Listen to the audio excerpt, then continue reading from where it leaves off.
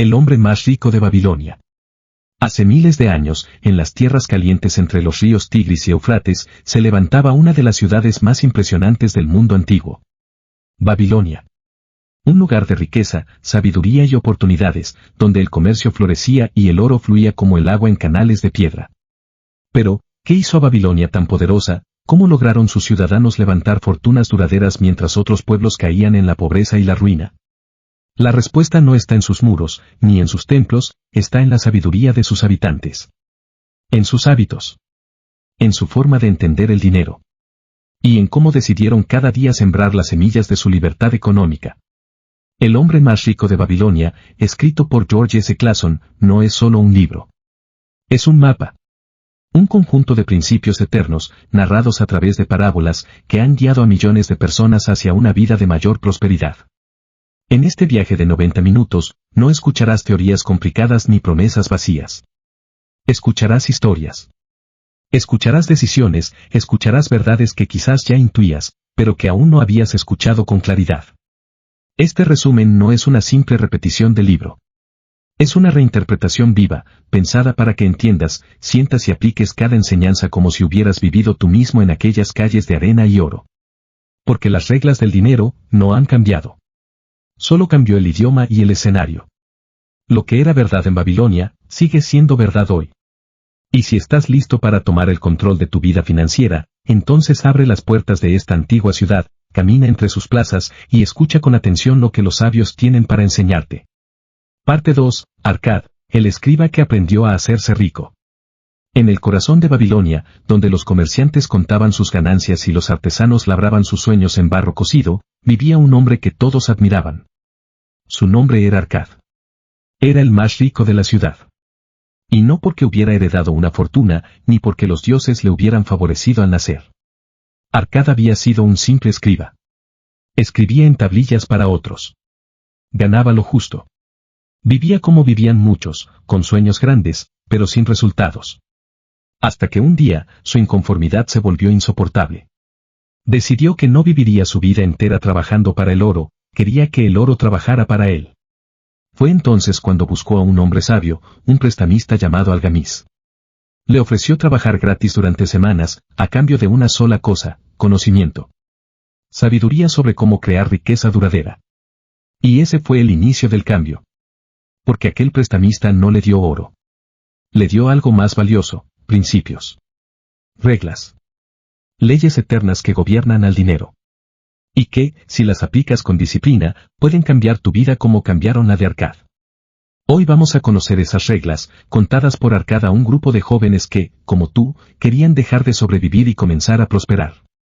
La primera regla del oro. Guarda una parte de todo lo que ganas. Arcad dijo. De cada 10 monedas que entran en tu bolsa, solo gasta 9. Así de simple. Así de poderosa. La mayoría de las personas trabaja toda su vida y no se guarda nada para sí. Pagan a todos menos a ellos mismos. Al comerciante, al panadero, al gobierno, pero nunca a su propio futuro. La primera riqueza se construye al pagarte a ti primero. Aunque solo sea una pequeña parte. Porque esa parte, con el tiempo, se vuelve semilla. Y esa semilla da fruto. La segunda regla. Controla tus gastos. No confundas necesidades con deseos. Babilonia estaba llena de gente que ganaba mucho, y gastaba más. Porque cuanto más se gana, más se desea. Y ese deseo, si no se domina, destruye cualquier fortuna. Haz un presupuesto. Decide qué es necesario y qué no lo es. Y asegúrate de que tus gastos nunca superen tus ingresos. Esa es la base de toda estabilidad. La tercera regla. Haz que tu oro trabaje para ti. El oro no debe dormir. Debe moverse. Debe multiplicarse. Invierte sabiamente. Haz que el dinero que ahorras genere más dinero. Como Arcad decía, haz que tus hijos de oro tengan hijos también. La riqueza no se acumula con esfuerzo físico, sino con inteligencia financiera. La cuarta regla. Protege tu capital contra pérdidas. El deseo de obtener ganancias rápidas puede llevarte a perder lo que has acumulado con tanto esfuerzo. Antes de invertir, consulta con quienes tienen experiencia. No pongas tu oro en manos de los inexpertos o de los soñadores. La prudencia es amiga de la riqueza. La quinta regla. Haz de tu hogar una inversión rentable. En Babilonia, tener una casa propia no era solo comodidad. Era estabilidad. Era dignidad. Akkad enseñaba que el hombre que posee su hogar tiene una base sólida desde donde crecer. Hoy, esta regla se adapta: invierte en lo que te dé valor real, no solo apariencias. La sexta regla. Asegura un ingreso futuro. La vida no será siempre igual. Vendrán días de escasez, enfermedad o vejez. Por eso, el sabio se prepara.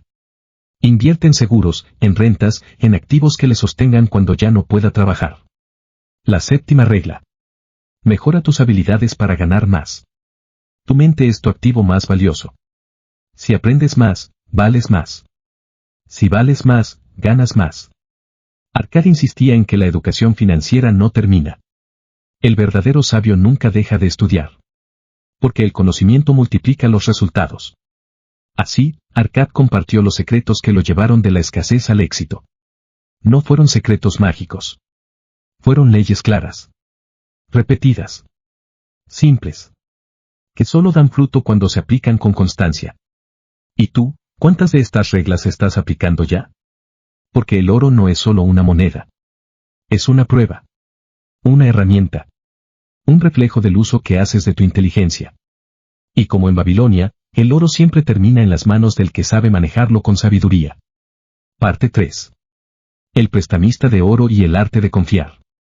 En los pasillos de Babilonia, donde el sol quemaba las piedras y el comercio nunca se detenía, existía un hombre conocido por todos, Matón, el prestamista. Era dueño de una casa austera pero sólida, y de una caja de hierro donde dormía el oro de cientos de personas. No era el más rico de la ciudad, pero todos sabían que ningún dracma de oro salía de su caja sin sabiduría.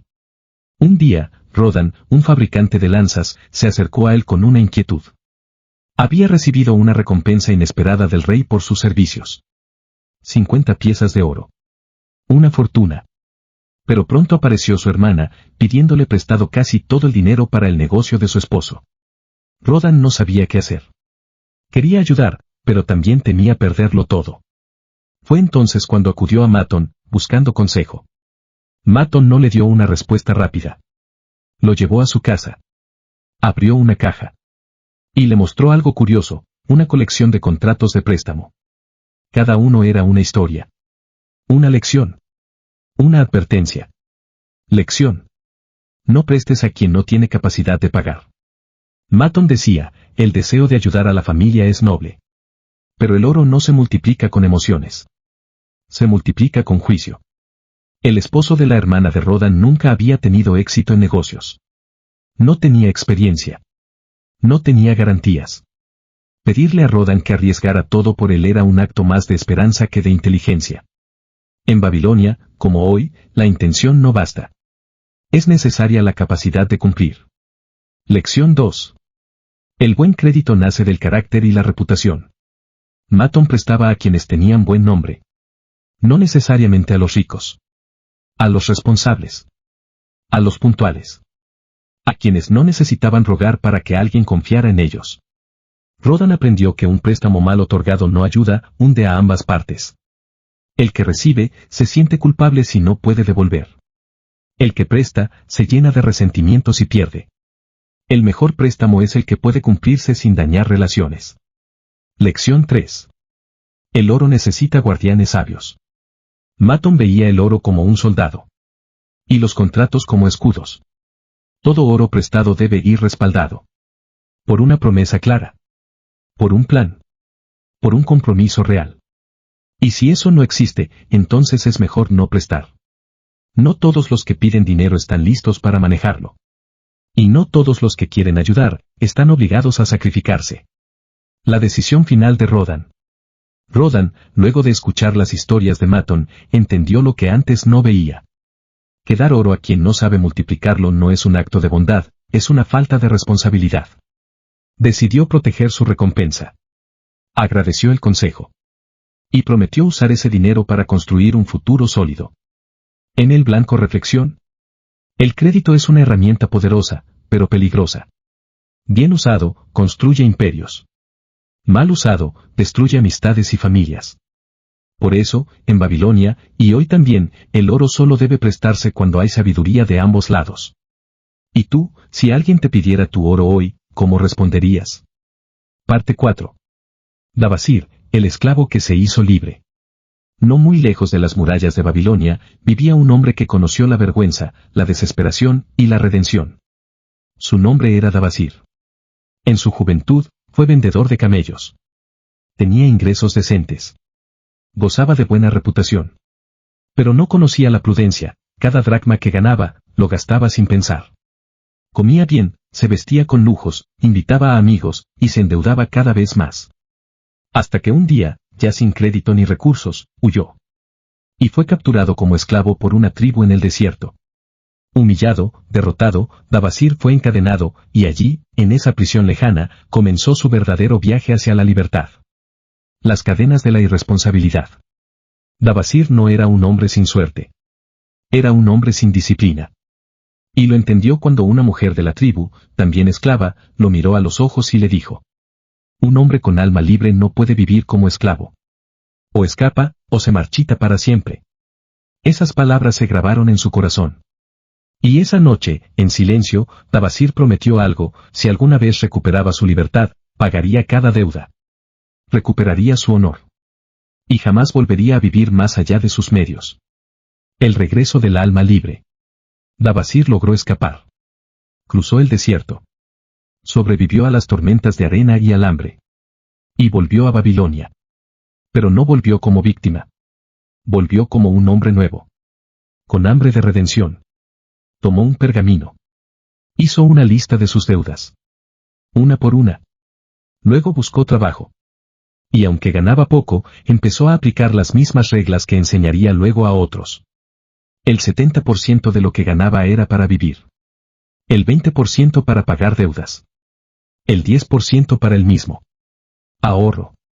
Mes tras mes, aunque fuera poco, pagaba a cada acreedor. No con excusas, sino con constancia.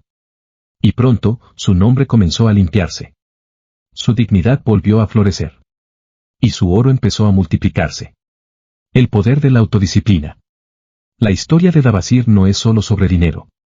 Es sobre transformación interior. Porque ningún plan financiero funciona si no hay un cambio en la mente del que lo ejecuta. Dabasir aprendió que el dinero no da libertad, la autodisciplina sí. La libertad verdadera empieza el día que dejas de culpar al pasado, asumes tu situación actual y decides actuar diferente a partir de hoy. Reflexión.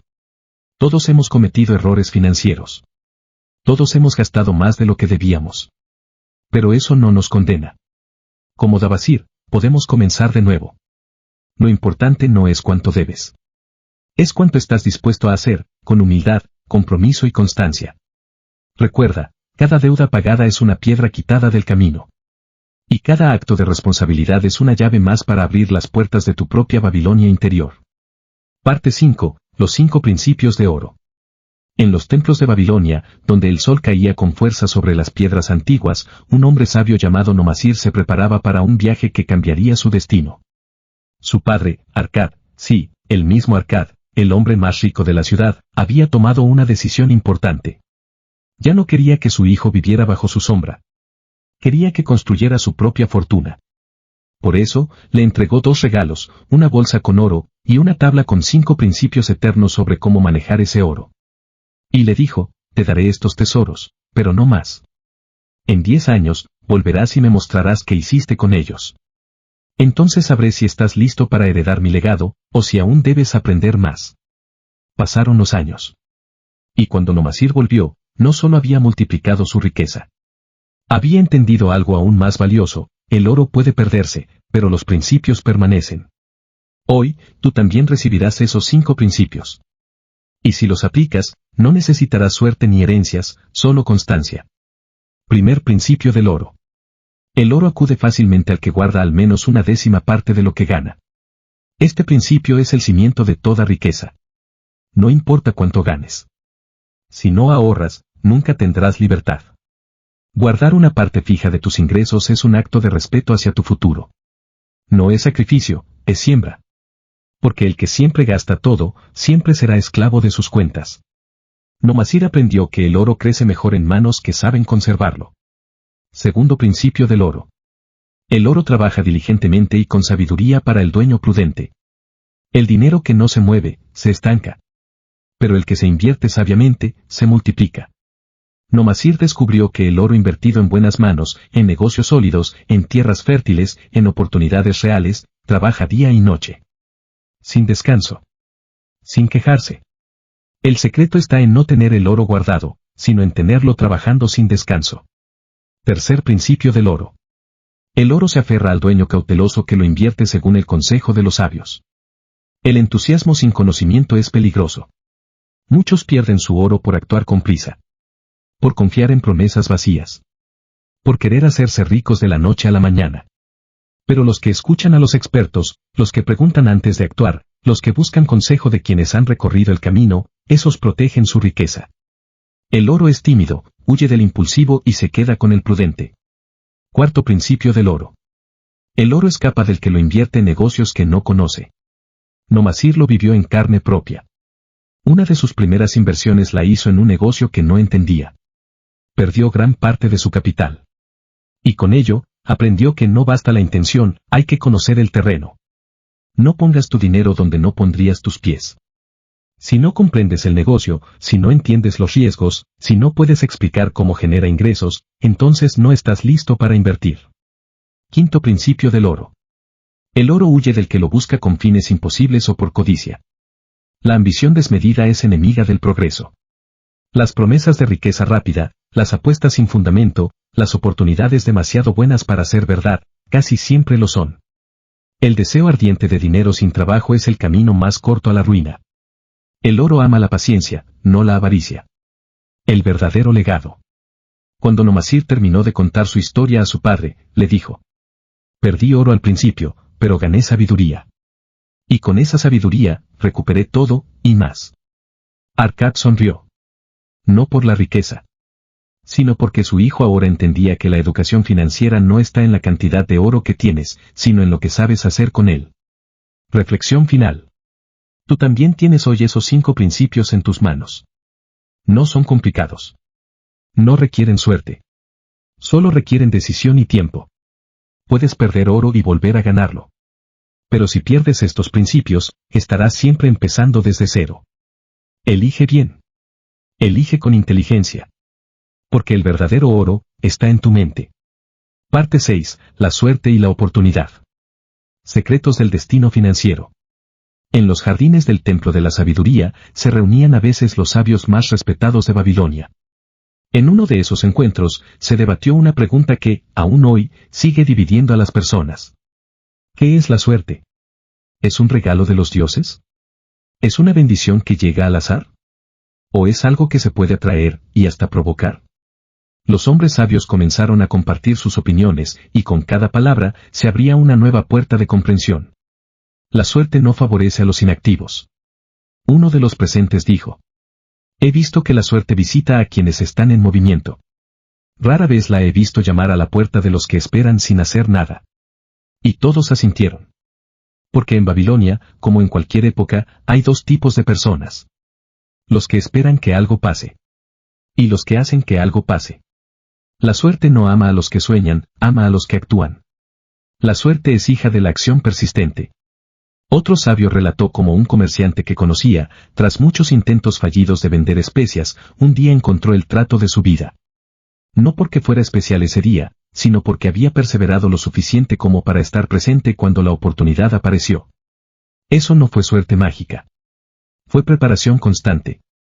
Como decía el proverbio babilonio. La oportunidad es una diosa que no se queda a esperar. Si la ignoras una vez, quizás no regrese jamás. El oro ama a quien se mueve con decisión. Las oportunidades no gritan. Susurran. No golpean la puerta. Tocan con suavidad. Y solo los que están atentos, dispuestos, preparados, pueden recibirlas. ¿Cuántas veces has sentido que perdiste una buena oportunidad por no decidir a tiempo? ¿Cuántas veces viste a otros avanzar solo porque actuaron mientras tú dudabas? Los sabios de Babilonia sabían que la suerte no es misterio. Es momento. Es preparación. Es actitud. El mayor enemigo de la suerte. La procrastinación. Postergar es robarte a ti mismo el futuro. Muchos babilonios tenían oro, pero lo guardaban esperando el mejor momento para invertir. Ese momento nunca llegaba.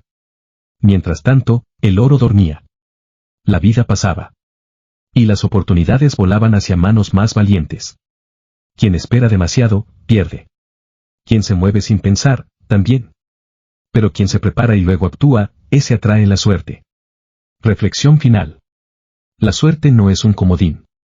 Es un reflejo. Reflejo de tu preparación. De tu actitud. De tu compromiso diario. Si quieres que la suerte te acompañe, entonces prepárate como si ya viniera en camino. Porque el destino no premia al más afortunado. Premia al más listo. Parte 7. Un plan práctico para la riqueza. El mapa hacia tu libertad financiera. Después de escuchar las historias de Arkad, de Dabasir, de Matón, de Nomasir, después de absorber principios eternos, verdades simples y lecciones profundas, queda una sola pregunta por responder. ¿Y ahora qué? Porque toda sabiduría, si no se convierte en acción, se desvanece como el polvo sobre las piedras de Babilonia. Por eso, este capítulo final no es una historia. Es una llamada. Es un plan. Es el inicio de tu propio camino. Paso 1. Págate a ti primero, ahorra al menos el 10% de todo lo que ganes. Antes de pagar cuentas. Antes de comprar cosas. Antes de salir a gastar. Págate a ti. Aparta una 10ª parte de todos tus ingresos, como si fuera sagrado. Ese dinero no es para gastar, es para construir tu futuro. No importa si es poco al inicio. Importa que empieces. El hábito vale más que la cantidad. Paso 2. Vive con el 70% de tus ingresos. Haz un presupuesto. Simplifica tu vida. Aprende a decir no a lo que no te suma. El que gasta todo lo que gana, vive atrapado. Pero el que vive con menos, gana libertad. Comer fuera, cambiar de celular, tener lo último, todo eso pasa. Pero la tranquilidad de saber que estás construyendo algo duradero, eso no tiene precio. Paso 3. Y usa el 20% restante para pagar tus deudas y cumplir tus compromisos. No huyas de tus deudas. No las ignores. Enfréntalas con dignidad. Establece acuerdos. Sé constante. Cada pago es un paso hacia la libertad. Y una vez saldes tus deudas, ese 20% se convertirá en gasolina para tus inversiones. Paso 4. Haz que tu dinero trabaje para ti. Aprende a invertir. Poco a poco. Sin prisa, pero sin pausa. Busca negocios que entiendas. Consulta con expertos. Haz que cada moneda se convierta en un trabajador silencioso que te traiga frutos. El dinero, bien invertido, trabaja incluso cuando tú descansas. Paso 5. Protege tu futuro. Nadie es invencible. Nadie sabe qué pasará mañana. Por eso, el sabio se prepara. Un fondo de emergencia. Un seguro adecuado. Un plan para la vejez. Eso no es pesimismo. Es previsión. Porque quien se cuida hoy, vive tranquilo mañana. Paso 6. Invierte en ti mismo cada día. El activo más valioso no está en tu cuenta bancaria. Está en tu mente. Lee. Aprende. Rodéate de personas que piensan diferente. Mejora tus habilidades. Aumenta tu valor. Cuanto más creces tú, más crecerá todo a tu alrededor. Conclusión final. Tu propia Babilonia. Babilonia ya no existe físicamente. Pero existe dentro de cada persona que decide vivir con sabiduría. Con responsabilidad.